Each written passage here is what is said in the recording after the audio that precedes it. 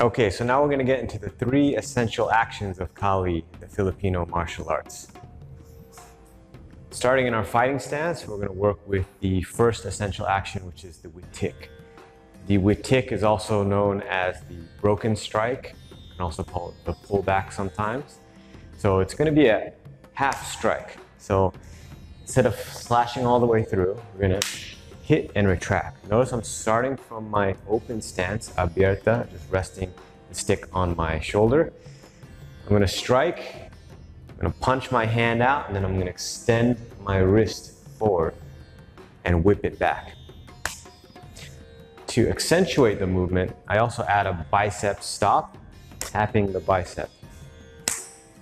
Using my hip, turning my shoulders slightly, and staying relaxed. All right, so this is the forehand or the open side. Doing it from the other side, from the closed position or cerrada position. Witik.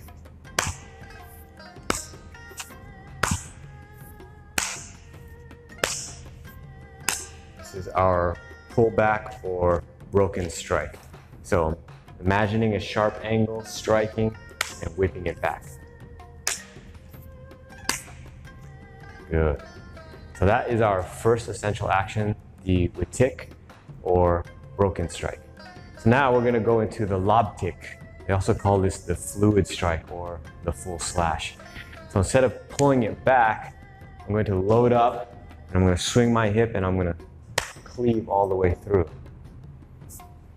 Again, from the forehand side or abierta, Lobtik,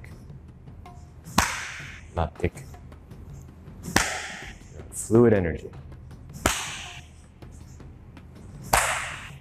Good. Now from the other side, the closed position.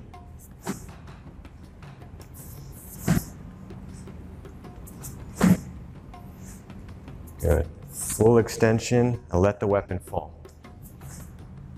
Try not to muscle the weapon. Let the weapon do the work.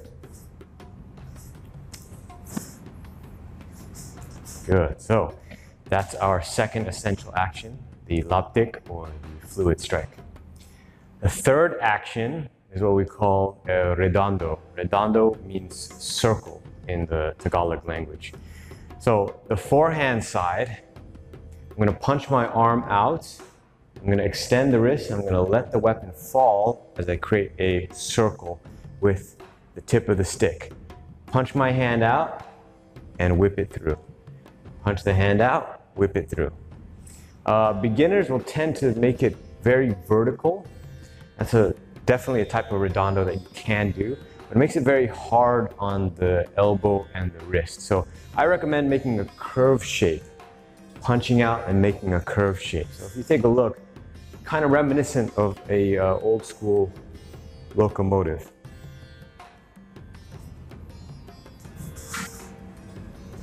This is our Redondo motion from the abierta or open position. If you have experience, then you can also do the lutang floating step.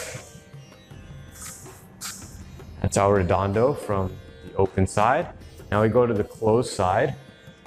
We can chamber the weapon here on our arm. What I want to do is I want to extend and draw the weapon. Extend and draw the weapon. There are many different ways to throw a Redondo from this side, but this is the one I think that is the easiest. I'm going to extend and draw the weapon, and I'm going to let it fall. Notice how the weapon stays on my closed side. Extend and Redondo. Extend and Redondo. Extend and Redondo. It's just like I'm pulling sword from the sheath. And I let it relax down. Again, if you make it very vertical, you're going to put a lot of tension on your wrist and on your elbow. Extend and then curve and go across the center line of your body. Don't muscle it. All right, you have to stay relaxed. Good. Different angle.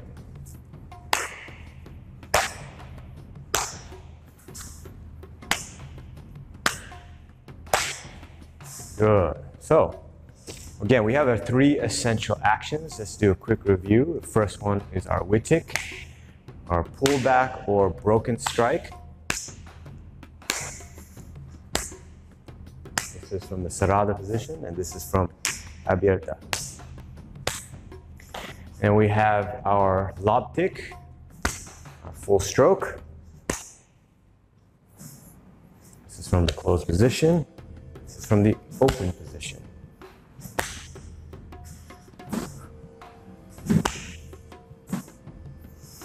And finally, we have our Redondo from Abierta, Redondo from Cerrada.